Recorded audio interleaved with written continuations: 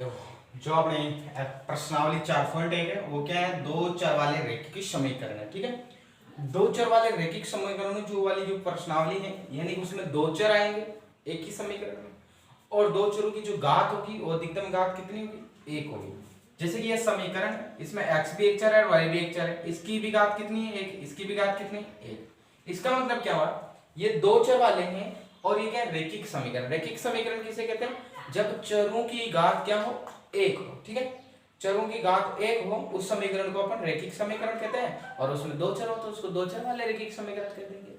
देखो इसमें भी देखो x है और y है, अब इनकी भी घात क्या है, एक एक है, तो ये भी क्या है, दो चर है और इनकी घात कितनी, एक है तो ये क्या हो गई, रैखिक समीकरण, अतः दो चरों वाली रैखिक समीकरण हो गई।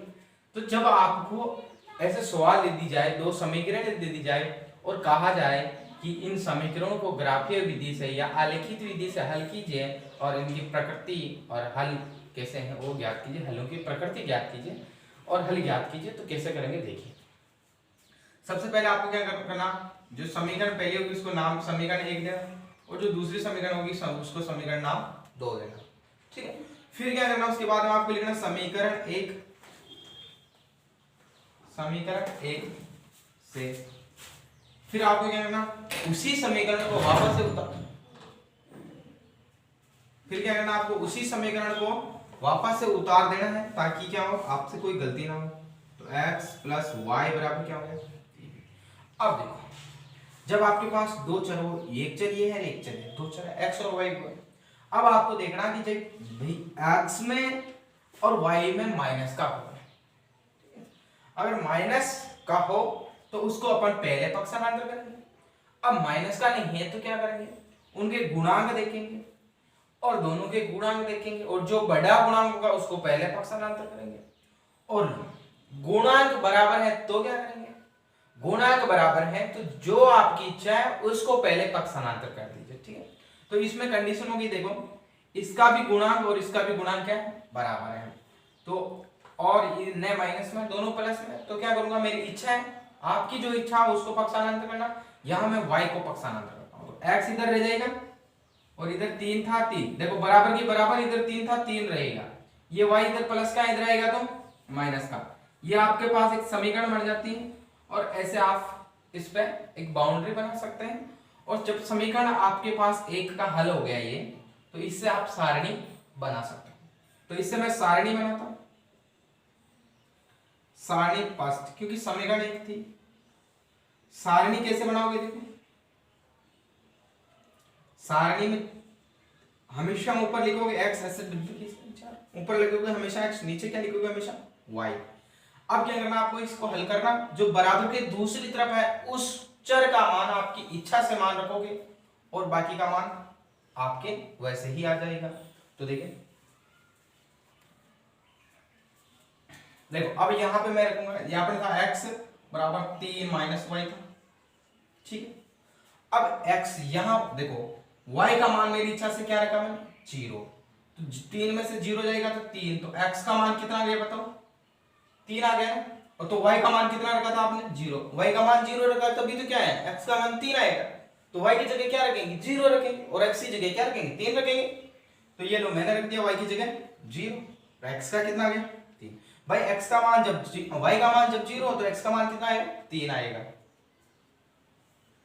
अब अपन क्या करते हैं, यहां y का मान अपनी इच्छा से 1 रखते हैं, क्या रखते हैं, 1, जब 3 में से 1 जाएगा तो कितना बचेगा, 2।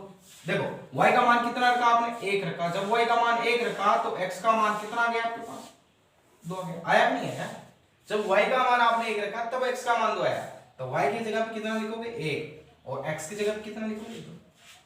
जब आप 2 मान प्राप्त हो जाए तीसरा वैसे भी लिख सकते हो, आपकी सीरीज बन सकती है। देखो 0 में क्या जोड़ा, 1 जोड़ा, 1 में 1 जोड़ दो, कितना आ जाएगा, 2 आ जाएगा। बताओ 3 में क्या किया, 2 आ गया, 3 में से 1 घटाया तब 2 आया, तो 2 में से भी 1 घटा तो कितना आएगा, 1 आएगा। तो आपकी इस प्रकार से सारणी बन जाती है। ये पहली समीकरण हल हो जाती है। अब अपन दूसरी समीकरण को भी हल करते हैं इसी तरीके से। देखो अब आप लिखोगे समीकरण 2 से, और समीकरण 2 क्या बताइए, ये है नहीं है समीकरण, तो इसको वापस उतार लेंगे, 3x माइनस 2y बराबर कितना हो गया 4। अब मैंने क्या कहा, जो माइनस का हो उसको पहले पक्षांतर करो, तो इसमें कोई माइनस y है माइनस का, 2y है ना माइनस का, तो वो पहले पक्षांतर होगा। पक्षांतर होने का मतलब होता है बराबर के दूसरी तरफ जाएगा, और जब बराबर के दूसरी तरफ जाता है तो उसका चिन्ह बदल जाता है। तो देखो 3x, ये इधर माइनस का था उधर गया तो प्लस का हो गया। और फिर क्या करना, इधर एक केवल चर को रखना, आपको इधर क्या रखना, केवल चर को रखना, उस तरफ भेज देना, बाकी संख्या हो तो देखो इधर इस चर है x, और x के गुणा में क्या है संख्या। जब जाएगा चर और संख्या एक साथ आए तो इसका मतलब समझना चर और संख्या क्या आपस में गुणा में। देखो 3 और x है, तो 3 और x आपस में कितना गुणा में, तो 3 इधर गुणा में उतर जाएगा तो भाग में होगा, क्यों, क्योंकि संख्या बदल जाती है। तो 4 + 2y बराबर बटेवा, इस प्रकार से समीकरण 2 हो जाती है। अब क्या आप सारणी बनाओगे, इससे भी सारणी सेकंड, इस तरीके से आप सारणी बनाओगे। ऊपर हमेशा क्या लिखते हैं x, नीचे क्या लिखते हैं हमेशा y लिखते हैं, ठीक है। अब देखो इधर वाले का मान अपनी इच्छा से रखते हो, देखो ये हो गया x बराबर 4 + 2y बटेवा 3, y का मान आप इच्छा से रखते हो, y का मान क्या रखा आपकी इच्छा से 0 रखा आपने बटेवा 3। तो देखो 2 को 0 से गुणा किया 0, और 0 को 4 में जोड़ा 4, 4 बटेवा 3 आया, x का मान कितना आया 4 आया। क्या पूरा पूर्णांक संख्या आ रही है, पूर्ण संख्या आ रही है, पूरी पूरी संख्या आ रही है, नहीं आ रही है बटेवा आ रही है। तो बटेवा में ग्राफ दर्शाने में थोड़ी सी आपको तकलीफ हो सकती है, इसीलिए आप थोड़ा सा कोशिश करें कि बटेवा में ना ले, ठीक है। तो अपन ऐसा करते हैं, पूर्ण संख्या लेते हैं। तो अपन यहाँ 1 नहीं रखेंगे, आप y की जगह क्या रख देंगे, 0 ना रख के 1 रख दें। जब आप 1 रखते हो तो क्या होगा, 2 एकम 2, 2 गया, 2 और 4 कितना हो गया 6, 6 बटेवा 3 कितना आ जाएगा, भाग दोगे 3 का तो 3 × 3 = 6, 2 बार चला जाएगा। y का मान आपने क्या रखा 1 रखा, और x का मान आपके पास क्या आ गया 2 आ गया। y का मान आपने 1 रखा है, x का मान आ गया आपके पास 2। चलो आगे और एक मान और ज्ञात करते हैं। अब एक तो के लिए आप 2 रख के देखते हैं, 4 + 2 × 2 बटेवा 3, 4 + 2 × 4 बटेवा 3, 4 4 8 हो गया, 8 बटेवा 3, 8 बटेवा 3 हो गया। ये पूर्ण नहीं आ रहा, इसका मतलब अपन यह भी नहीं करेंगे क्योंकि कोई पूर्ण संख्या नहीं है। अब अपन यहां अंक बढ़ाएंगे, यहां मैं 2 की जगह क्या कर दूं 3, तो क्या हो गया 4 + 2 दिया 6, 6 बटेवा 3, 4 6 कितना हो गया 10, 10 बटेवा 3। क्या 10 में 3 का भाग जा रहा है, नहीं जा रहा, इसलिए क्या करेंगे अपन यहां भी पूर्ण संख्या बढ़ाने के लिए क्या करेंगे अन्य संख्या लेंगे। तो यहां मैं 3 ना लेके अब क्या लूंगा 4, तो देखो 4 + 2 × कितना हो जाएगा 4 बटेवा कितना ले लिया मैंने 3, ये 4 है और ये 4 दूना 8 हो जाएगा बटेवा 3, और ये देखो 4 4 8 कितने हो गए 12, 12 बटेवा 3, 12 में 3 का भाग दो कि कितनी बार चला जाएगा 4 बार चला जाएगा, 3 चौक 12 हो जाता है। इसका मतलब जब आपने y का मान 4 रखा तो x का मान भी कितना आ गया आपके पास 4 आ गया। y का मान जब आपने 4 रखा तो x का मान आ गया आपके पास 4। तो देखो एक में क्या गया 4 आ गया, तो एक में 3 जोड़ा तब 4 आया, तो 4 में क्या करोगे 3 जोड़ोगे तो कितना आ जाएगा 7 आ जाएगा। देखो 2 में क्या जोड़ा 4 आ गया, 2 में 2 जोड़ा तब 4 आया, 4 में क्या जोड़ोगे 2 जोड़ोगे तो कितना आएगा 6। इस तरीके से आपके दोनों ये सारणी हो जाती है। फिर इसका अपन क्या करेंगे ग्राफ निरूपण करेंगे। ग्राफ का निरूपण कैसे करते हैं, देखिए ग्राफ का निरूपण आप करेंगे, ये सारणी सेकंड को मैं यहां लिख देता हूं ताकि मैं उधर ग्राफ का निरूपण कर लूं। ये ऊपर x नीचे y 2 1 4 4 6 7 हो गया, और इधर मैं ग्राफ बना लेता हूं, ठीक है। तो ऐसे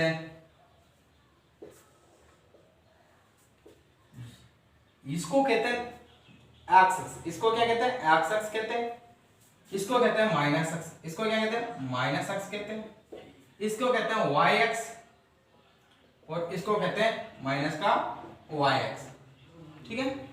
और ये इसको ये पॉइंट होता है जहां पे दोनों एक्स काटते हैं उसको कहते हैं मूल बिंदु, और इसके निर्देशांक होते हैं 0। कितना होता है? 0। फिर ऐसे एक डिब्बे बने होते तुम्हारे पास, ऐसे डिब्बे बने होते,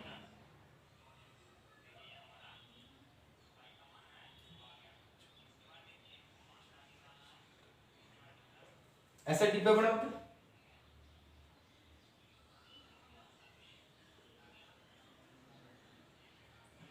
फिर इनमें आपको मान लिखना, ये हो गया -1, ये माइनस का इसलिए -2 -3 -4 -5 चलेगा ऐसे। इधर भी माइनस में -1 -2 -3 -4 -5 और -6। इधर क्या हो जाएगा 1 2 3 4 5 6 7, इधर 1 2 3 4 5 6 7 8 और 9। अब आप ये सारणी, अब तो x पे कितना चलना आपको 3, तो x प्लस में है, प्लस वाली लाइन पे चलो 3, x की लाइन ये है तो चलो यहां से आप 3 पे चले, ये लो 3 तक चल लिए। फिर कितना चलना आपको y पे, यानी इधर चलना, कितना चलना 0, तो यहां से इधर 0 चलना, तो मतलब यही 0 जाएगा नहीं इसी लाइन पे, ठीक है। तो यहां हो गया बिंदु, इसको ए दे देना, y पे x पे चला 3, y पे चला 0, ठीक है। अब देखो इसका काम खत्म। अब x पे चलना 2, ये लो यहां से x पे चले 2, और फिर y पे कितना चलना 1, यहां से y पे चलना 1, तो ऐसे ऊपर जाओगे और यहां तक चल लो, क्योंकि y पे 1 यहां है, यहां से 2 चले x पे और ये आगे y पे 1, तो यहां आपका पॉइंट हो गया। आप x पे चले 2, y पे चले 1, फिर क्या चलना आपको, x पे चलना 1, y पे चलना 2, x पे चले 1, y पे चलना 2, यानी यहां, और ये बिंदु C प्राप्त हो जाएगा। y पे x पे 1 चला, y पे 2 चला, इस प्रकार आपको इस बिंदु मिल जाते हैं, और उनको एक ऐसे आप क्या करोगे, रेखा से दर्शा दोगे। फिर क्या करना आपको, पहली सारणी खत्म हो गई आपकी। अब आपको क्या करना, दूसरी सारणी, इसी प्रकार दूसरी सारणी से भी एक रेखा खींचनी है। तो देखो आपको x पे कितना चलना 2 चलना, फिर y पे कितना चलना 1, x पे चला 2, y पे चला 1, यानी यहीं पे वापस प्राप्त बिंदु गया। फिर क्या चलना, y पे x पे चलना 4, y पे चलना 4, x पे चले 4, y पे चलेंगे 4, यानी यहां इधर से ये उधर इधर से 4 यहां पाएगा। फिर क्या चलना, x पे चलना 6, y पे चलना 7, लो x पे चलो 6 और y पे चलो 7, यानी ऊपर प्लस में, यानी यहां तक। और फिर क्या करना, इनको तीनों बिंदु को आप क्या कर दोगे, स्केल की सहायता से आप इन बिंदु को आप क्या कर दोगे, मिला दोगे, ठीक है। और फिर आपको एक पैमाना और लिखना पड़ेगा, क्योंकि अगर पैमाना नहीं लिखा तो एग्जामिनर आपका नंबर काट सकता है, इसीलिए ध्यान जरूर रखिए। पैमाना, देखो पैमाना कैसे लिखते हैं, क्योंकि यहाँ आप बड़े खाने चल रहे थे, तो आपने एक बड़ा खाना लिया, तो एक बड़ा खाना बराबर y एक्स पर आपने लिया, देखो y एक्स पर एक बड़ा खाना बराबर 1 2 3 4 ऐसे चल रहे, तो क्या एक ही तो लिया, तो y बड़ा एक बड़ा खाना बराबर y एक्स पर एक ही कहीं लिया आपने, ठीक है। अब देखो ये x एक्स थी, x एक्स है, तो x एक्स पर आपने क्या किया कि x एक्स पर एक बड़ा खाना बराबर भी आपने एक एक लिया, तो एक y एक्स पर एक बड़ा खाना बराबर क्या देगा, एक इकाई। ये वो आपका पैमाना, हल भी निकालना पड़ेगा, और ये इकाई पैमाना लिखने के बाद अगर आप पैमाना लिख देते तो आपका नंबर काटने के कम चांस रहेंगे, वरना आपके ग्राफ में या पैमाने के भी नंबर काट सकता है एग्जामिनर। तो आप पैमाना ना लिखे, ऐसा आपको पैमाना लिखने के बाद क्या करना पड़ेगा, हल लिखना पड़ेगा। हल कैसे लिखते हैं ध्यान रखना, जहां दोनों रेखाएं कटती हैं वो कटान बिंदु ही उसका हल होता है। तो देखो ये कटान बिंदु है, यहाँ पे ये y है और ये x है, तो बताओ x पे कितना है 2, तो x का मान 2 हो जाएगा, y पे कितना है 1 है, तो y का मान कितना हो जाएगा 1। और हल देखो, जब एक बार लाइन कटे केवल एक ही बिंदु पर कटे है, तो उसका हल की प्रकृति होती है, वो हल क्या है, अद्वितीय हल है। तो हल की प्रकृति आपके पास है, हल कैसा है आपका पास, अद्वितीय है। अद्वितीय का मतलब क्या है, आपके पास केवल एक ही हल है ना, अद्वितीय। देखो एक ही हल है ना, क्योंकि जगह दोनों केवल समीकरण एक ही बिंदु पे काट रही है, इसीलिए क्या है, अद्वितीय हल है, यानी एक ही हल है। अगर दोनों जब ये रेखाएं एक दूसरे के ऊपर हो तो उनको संपाती कहते हैं, उन पर अनेक हल होते हैं। यदि दोनों जो रेखाएं समानांतर चल रही होती हैं तो दोनों क्या होती हैं, कभी आपस में नहीं काटती, इसलिए उनका कोई हल नहीं होगा। ठीक है, ये इस तरीके से आप ग्राफ बनाएंगे और आगे अपन 1-2 ग्राफ की और प्रैक्टिस करेंगे नेक्स्ट क्लास में। ठीक है, तब तक आप इन ग्राफों की प्रैक्टिस कीजिए। ठीक है।